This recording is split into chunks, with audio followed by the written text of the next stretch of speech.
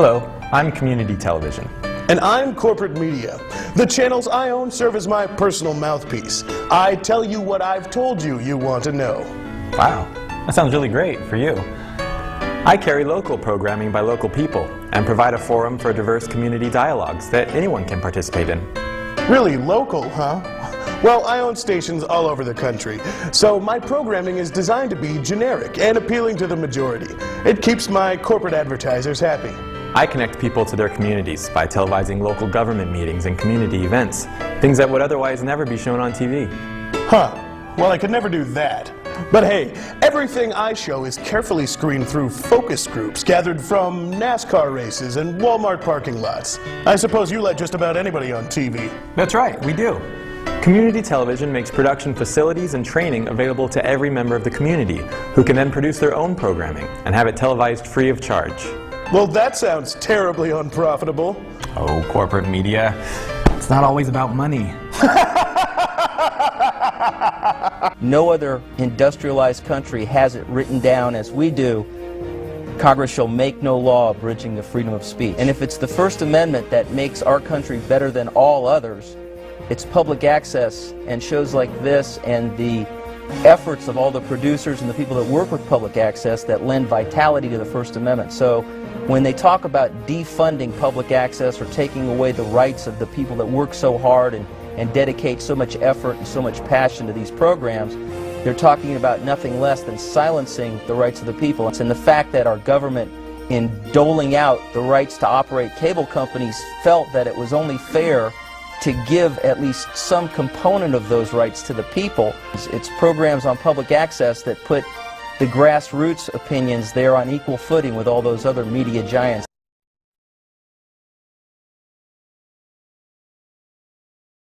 You do another one? Yeah, Dad. Okay, give me some respect.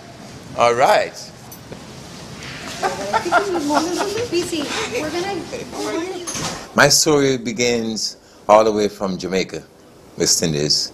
At the age of 13 years old, I was walking to my parents' home on the road, and I found a screwdriver, of course, and I took it home, sharpened it as a chisel, and later on in the month I decided that I'm going to try to chip on a piece of wood. Mother Nature creates, and as I told you early on, when I go hiking in the woods, I look for different pieces of wood with holes in them.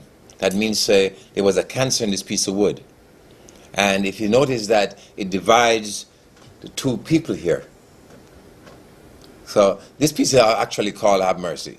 And it's a oak tree it comes from. So what I do is I pick up these pieces and I bring them home. And at my home I got a very big collection of wood, different piles, and piles all over the place.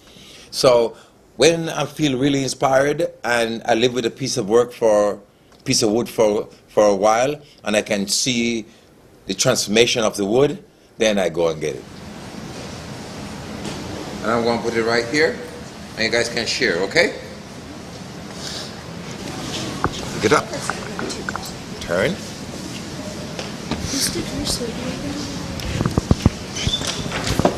On to you, sir. I learned that the smaller the cuts you make are better because it lets you have more detail and it helps it be more smooth when you sand it. All right. And I give you some respect.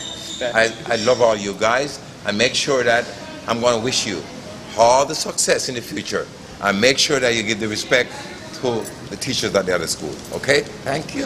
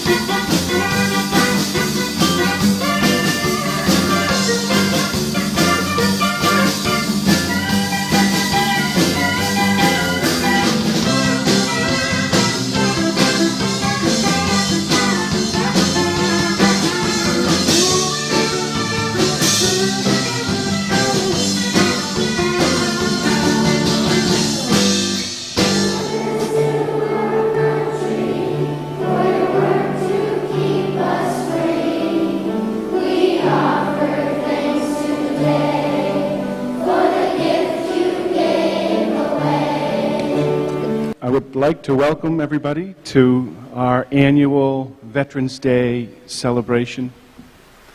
It has been said that this can only be the land of the free as long as it is the home of the brave. And before you sit the brave from our families, from our community, from the Norris community. It may not be often that we get to thank people for their sacrifice, and that is what today's celebration is about. Thank you, everyone, for being here today. This is really an overwhelming honor to be able to come and speak to you today. As I look out at the audience, it's just beautiful to see so many wonderful faces, so many bright, attentive eyes, so many people listening, so many people doing the right thing, so many people showing respect. We've done a good job here at Norris School, and you're just a wonderful advertisement for what we're doing here in Southampton, so thank you, audience. Kids, take advantage of this glorious thing called life. You live in a nation where we, the people, began, listen, learn, and engage with the world around you today and every day. Your moment is now. Good morning, everyone. Thanks for inviting us here today. This is a wonderful program that you people put on here. My name is Fred Gibson. I served in the Korean War in the U.S. Army in an atomic cannon outfit.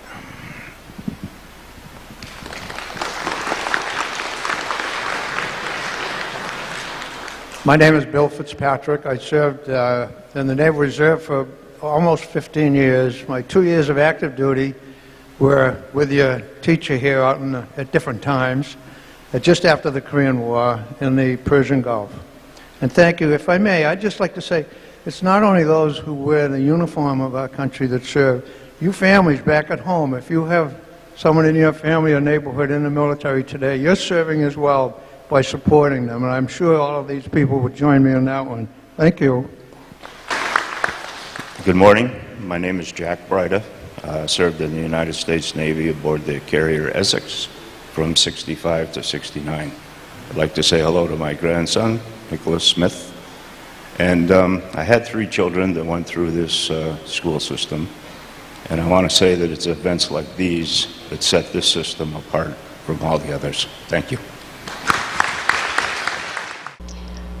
The summer of '55 was an exceedingly hot summer. I know at one point when I was working in Westfield that the official temperature at Barnes was either 102 or 103. And it was a hurricane season, and the hurricanes headed for New England. The first major hurricane of the year rips into the coast of the Carolinas, packing winds of more than 100 miles an hour. Capricious Connie suddenly veers north. As far as we were concerned, it was a very quiet night.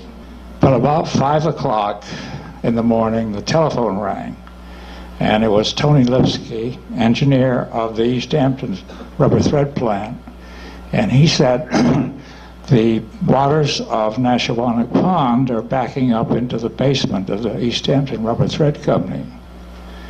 So I drove up Route 10 until I got to, I guess we old-timers would call it Coleman's Bridge, where the Manhan crosses Route 10.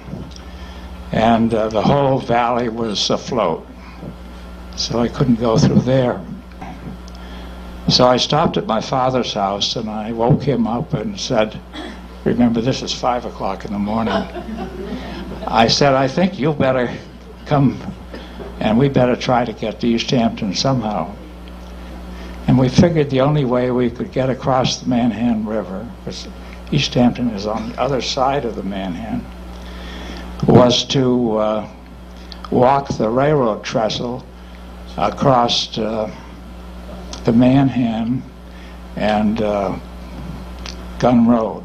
The two are together there. And that we did, and then crossed the fields near the Red Rock Park there, and thumbed a ride into East Hampton. We got into East Hampton just at 7 o'clock, just in time to see a car drive across, Neshawanak Pond was flooding now, drive across Cottage Street and almost got swept away. There was a policeman there, and he said that's the last car across. At 10 o'clock in the morning, the earthen dam had completely eroded, and the weight of the pond fell against one of the mills. The river goes underneath the mill, and the facing of that mill in one section collapsed, exposing all the 4 floors. It was an interesting day, and one I'll never forget.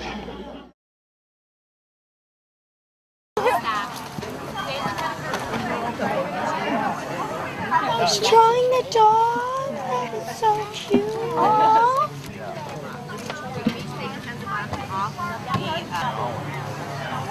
Lena, which one is it?